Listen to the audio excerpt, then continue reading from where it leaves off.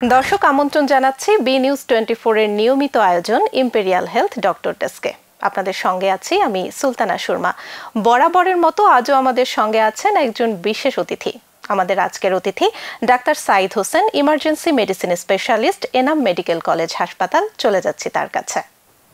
কেমন আছেন? জি ভালো আছি, আপনি ভালো আছেন? আলহামদুলিল্লাহ ভালো আছি। আপনাকে অসংখ্য ধন্যবাদ আমাদের মাঝে উপস্থিত হবার জন্য। আপনাকে ধন্যবাদ আমাকে আমন্ত্রণ জানানোর জন্য। আজকে আমরা আসলে এমন একটা বিষয় নিয়ে আপনার সাথে কথা বলবো যে বিষয়টা নিয়ে বাংলাদেশের মানুষের মধ্যে অনেক বেশি আতঙ্ক কাজ করে, সেটি হচ্ছে চিকুনগুনিয়া। আপনার কাছে প্রথমেই জানতে চাইবো চিকুনগুনিয়া আসলে কি? চিকুনগুনিয়া নিয়ে আমাদের মধ্যে সারা দেশে একটা আতঙ্ক কাজ করছে। চিকুনগুনিয়া একটি আসলে ভাইরাস বাহিত রোগ। আমরা সবাই জানি যে মসকিটো বর্ন ডিজিজ, যেটা মশার মাধ্যমে সংক্রমিত হয়ে পড়ে। এটা আসলে এডিস ইজিপ্সি এবং এডিস অ্যালবোপিক্টাস মশার মাধ্যমে আমাদের মধ্যে ছড়িয়ে পড়ে। আপনি যেটা বললেন যে এটি একটি মশাবাহিত রোগ এবং বাংলাদেশে কিন্তু এই মুহূর্তের প্রকোপটা অনেক বেশি। এটি কি মশা ছাড়ার অন্য কোনো উপায়ে ছড়াতে পারে কিনা? না, এটা আসলে মশার মাধ্যমেই ছড়ায়। বিভিন্ন যখন মশা আমাদেরকে কামড় দেয় তখন দেখা যায় এই ভাইরাসটা আমাদের শরীরে প্রবেশ করে এবং এর মাধ্যমেই লক্ষণগুলি প্রকাশ পায়। আমরা জানি যে চিকুনগুনিয়া হলে শরীরে প্রচুর ব্যথা, পাশাপাশি জ্বরও থাকে।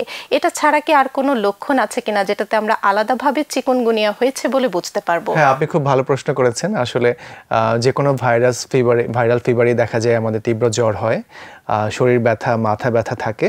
তো এটা আসলে একটু ডিফারেন্সিয়েট করার জন্য আমাদের ক্লিনিশিয়ানদের জন্য সহজে বুঝতে পারা যায় যে রোগী যখন কমপ্লেন করে যে তীব্র ব্যথা হয়, যেটা কোনোভাবেই টলারেট করতে পারছে না, বিভিন্ন জয়েন্টে, হাঁটুতে বা পায়ে, এই তীব্র ব্যথাটা যখন হয় তখন আমরা সাসপেক্ট করি যে আসলে হয়তো চিকুনগুনিয়া জ্বর হতে পারে।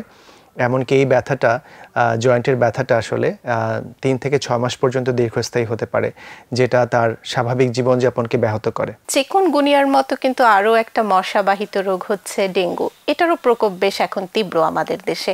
এটা হলেও কিন্তু ওই একই রকম জ্বর এবং শরীরে ব্যথার উপসর্গটা দেখা যায়। এই দুটো রোগের ভেতরে মূল পার্থক্যটা কোথায়? আচ্ছা, দুটো রোগেরই সাইন সিমটম আসলে একই রকম দেখা যায়। এই আপনি যেটা বলছিলেন, শরীর ব্যথা, মাথা ব্যথা, তারপর হচ্ছে র্যাশ হয়, শরীরে আমাদের বিভিন্ন রকমের লাল ফুসকুড়ির মতো র্যাশ হয়ে যেতে পারে, তীব্র মাথা ব্যথা থাকতে পারে, তীব্র জ্বর থাকতে পারে। কিন্তু আসলে দেখা যায় ডেঙ্গুতে সাধারণত যে ধরনের পেশেন্ট ডিটোরিয়েট করার সম্ভাবনা থাকে, ক্রিটিক্যাল হয়ে যায়, প্রাণঘাতী সমস্যাগুলি তৈরি হয়, ডেঙ্গু শক সিনড্রোম বলে, বা প্ল্যাটলেট কাউন্ট কমে যায়, এই ব্যাপারগুলোতে আসলে চিকুনগুনিয়াতে হয় খুব কম, রেয়ার। চিকুনগুনিয়া ডেঙ্গুর মতো এতটা প্রাণঘাতী নয়।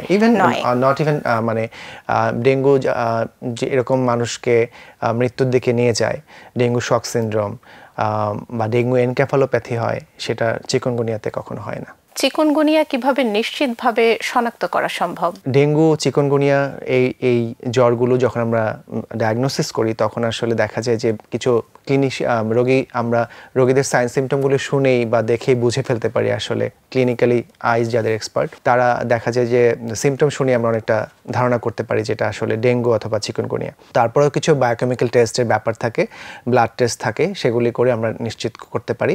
তবে যেমন চিকুনগুনিয়ার ক্ষেত্রে আমরা পিসিআর টেস্টটাকে কনফার্মেটরি মনে করি আর কি। চিকুনগুনিয়া যেহেতু একটা মশাবাহিত রোগ, মশার কামড় থেকে হচ্ছে, এটা প্রতিরোধে মশা প্রতিরোধ ছাড়াও আর কি আমরা পদক্ষেপ নিতে পারি? মানে ট্রিটমেন্ট বা ডক্টরের সাথে প্রেসক্রিপশন করে মেডিসিন খেলেই যে ভালো হয়ে যাচ্ছে তা কিন্তু নয়।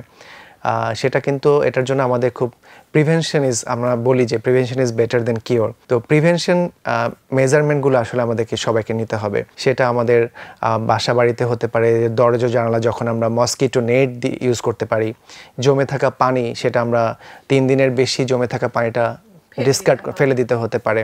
কারণ আমরা জানি যে এই জমে থাকা পানিতে আসলে মশার লার্ভাগুলো, মশার বংশবিস্তারটা বেশি হয়, দ্রুত হয় জমে থাকা পানিতে।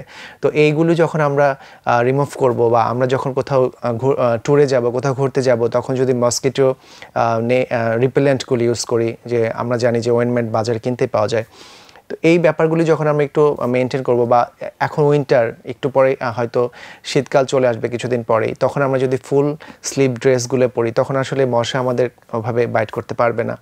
তো এই কিছু মেজারমেন্ট, সাধারণ মেজারমেন্ট যদি নিই তাহলে হয়তো এই ধরনের মশাবাহিত অসুখ বিসুখ থেকে আমরা নিজেদেরকে প্রোটেক্ট করতে পারবো। চিকুনগুনিয়া রোগের ক্ষেত্রে কারা সবচেয়ে বেশি ঝুঁকিতে থাকে? শিশু এবং গর্ভবতী নারীদের ক্ষেত্রে কি এটি সবচেয়ে বেশি ভয়াবহ কিনা? প্রত্যেকটা মানুষই সাধারণ জীবনযাপনটাকে ব্যাহত করে, বললাম তীব্র জয়েন্টের ব্যথার মাধ্যমে। অনেকের এই ব্যথাটা এতটা লং স্ট্যান্ডিং হয় যে তার অফিস ওয়ার্ক বা তার পার্সোনাল লাইফের ওয়ার্কগুলো ঠিকমতো করতে পারে না। তো তারপরও বেশি রিস্কে অবশ্যই থাকে যারা প্রেগনেন্সিতে আছেন বা শিশুদের ক্ষেত্রে বা ডায়াবেটিস রোগীদের ক্ষেত্রে, এমনকি যাদের রোগ প্রতিরোধ ক্ষমতা কম তাদের ক্ষেত্রেও আসলে চিকুনগুনিয়াটা দীর্ঘস্থায়ী সমস্যাগুলো সৃষ্টি করতে পারে। চিকুনগুনিয়া হলে ঘরোয়া প্রতিকার কি? হাসপাতালে যাওয়া কি বাধ্যতামূলক? আর যদি যেতে হয় তাহলে সেটা কখন যেতে হবে? সাধারণ জ্বর যখন আমাদের হয় তখন তো প্রথমেই আসলে ডক্টরের কেউ শরণাপন্ন হতে চায় না বা হয় না, আমাদের দেশের প্রচলিত সিস্টেমে দেখেছি। তবে যখন তীব্র জয়েন্টে ব্যথা হবে, যেটা ইভেন র্যাশ হবে, চিকুনগুনিয়া হলে আসলে দ্রুত চিকিৎসকের শরণাপন্ন হওয়া উচিত। কারণ আমরা আগেই বলেছি এটা ডেঙ্গুর সাথে একটা কম্প্যারিজনের ব্যাপার থাকে, সেটা আইডেন্টিফাই সাধারণ রোগীরা তো করতে পারবে না। সেটার জন্য আসলে ডক্টরের পরামর্শ নেওয়া উচিত। কখন হাসপাতালে যাব আমরা? যখন জয়েন্টের ব্যথাটা ইনটলারেবল হবে, তার তীব্র জয়েন্টের ব্যথা, গিটে গিটে ব্যথা হবে, হাঁটুতে ব্যথা হবে, যখন তীব্র, যেটা সাধারণ প্যারাসিটামলে কখনো কাজ করছে না। আর বাসায় যদি রোগী থাকেন তাহলে বাসায় তাকে আসলে কিভাবে যত্ন করতে হবে চিকুনগুনিয়ার একজন রোগীকে? বাসায় আসলে যত্ন বলতে প্রিভেনশন তো আগেই করে ফেলতে হবে যেন পরিবারের অন্য সদস্যরা আক্রান্ত না হয়। রোগীর ক্ষেত্রে সাধারণত দেখা যায় যে তাকে যদি প্যারাসিটামল বা এই ধরনের অ্যানালজেসিকগুলি দেওয়া হয় তাহলে হয়তো তার জয়েন্টের ব্যথাটা কমে যেতে পারে। আর শীতকালীন শাকসবজি, ফলমূল, যেটা মৌসুমি ফল, তার ইমিউনিটি বুস্ট আপ করার জন্য কিছু মেডিসিন হতে পারে, এটা খেতে পারে। ইভেন তার ব্যালেন্স ডায়েট যদি মেনটেন করে তাহলেও তার ইমিউনিটি বুস্ট আপ হবে। সাধারণ মেজারমেন্টগুলো নিলেই রোগী অনেকটা সুস্থ হয়ে যাবে। আর চিকুনগুনিয়া রোগীর ক্ষেত্রে খাবার দাবারে কোনো নিষেধাজ্ঞা আছে না, একদমই না। এটা আসলে খুবই ভ্রান্ত ধারণা যে কোনো অসুখ বিসুখেই আমরা মনে করি যে এই খাবারটা খাওয়া যাবে না, ওই খাবারটা খাওয়া যাবে না। শুধুমাত্র যাদের অ্যালার্জিক, স্পেসিফিক ফুডে যদি অ্যালার্জি না থাকে সব খাবার খেতে পারবে। চিকুনগুনিয়া হলে রোগীদের অসাবধানতার কারণে কি এর ভোগান্তিটা আরো অনেক বেশি হয় কিনা? সাধারণ জ্বর মনে করে অনেক সময় দেখা যায় ডেঙ্গু জ্বরের রোগীও কিন্তু আমরা ট্রিটমেন্ট করছি না। আমি খুব প্রায়শই দেখি যে সাধারণ জ্বর মনে করে বাসায় চিকিৎসা চলছে, কিন্তু দেখা যাচ্ছে সেই রোগী ডেঙ্গু শক সিনড্রোম নিয়ে হয়তো মৃত্যুবরণ করেছে। তো ইভেন চিকুনগুনিয়া মনে করেও দেখা যাবে তীব্র জয়েন্টে ব্যথা হচ্ছে, মনে করে সাধারণত চিকুনগুনিয়া হতে পারে, মনে করে হয়তো প্যারাসিটামল খেয়েই তার ট্রিটমেন্ট চলছে। ইন দ্য লং টার্ম যখন ডায়াগনোসিস হলো দেখা যেতে পারে সে হয়তো ডেঙ্গুতেই ভুগছে, তখন হয়তো অনেক লেট স্টেজে চলে আসছে বা ডেঙ্গুর ক্রিটিক্যাল ফিচার্সগুলি হয়তো ডেভেলপ করে যাচ্ছে। তো এই জন্য আমি বলবো যে রোগীদের আসলে আরও সচেতন হতে হবে, নিজেদের ব্যাপারে একদমই কেয়ারলেস হওয়া যাবে না।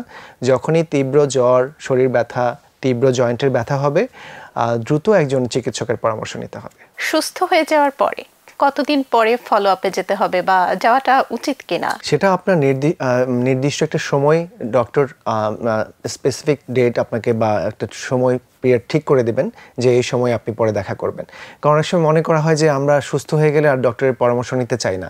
এটারও তো একটা মানে সায়েন্টিফিক ওয়ে আছে যে কখন আমরা ওষুধটা ডিসকন্টিনিউ করব, কখন এর পরবর্তী ফলো আপে আমরা কি করব, এই ব্যাপারগুলো আসলে রোগীরা অসচেতন হয় বিধায় কিছু কিছু ভুলের সৃষ্টি হয় আসলে। দর্শক, আমরা আজকে আমাদের বিশেষ অতিথির কাছ থেকে চিকুনগুনিয়া রোগটি সম্পর্কে অনেক তথ্য জানলাম। আমরা সবাই এটা আমাদের পরিবার এবং বন্ধুদের সাথে শেয়ার করব যাতে এই রোগটি সম্পর্কে সচেতন থাকা যায়। আপনাকে অনেক ধন্যবাদ এতক্ষণ আমাদের সময় দেওয়ার জন্য। আপনাকেও ধন্যবাদ।